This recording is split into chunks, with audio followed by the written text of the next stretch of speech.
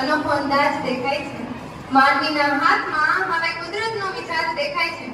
કાલે જે કલ્પના હતી માત્ર વિજ્ઞાનની, આજે આર્ટિફિશિયલ ઇન્ટેલિજન્સ એટલે કે એઆઈ નો અવાજ દેખાય છે. Hello, good afternoon. આનંદની આચાર્ય શ્રી નિર્ણાયક તેમજ વિદ્યાર્થીની આપ સૌને ધોરણ 11 ની વિદ્યાર્થીની મનાલી ચાવડાના જય શ્રી કૃષ્ણ.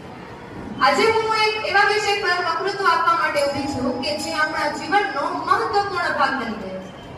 હા, હું વાત કરું છું આર્ટિફિશિયલ ઇન્ટેલિજન્સ એટલે કે એઆઈ. આ એઆઈ આપણા માટે શાપ છે કે પછી અભિશાપ? આપણે જ્યારે એઆઈ ને શાપ અને અભિશાપના ત્રાસવે તોલીએ છીએ ત્યારે ભગવદ ગીતાનો એક વિચાર યાદ આવે કે શસ્ત્ર પોતે ક્યારેય પાપી કે પુણ્યશાળી નથી હોતું.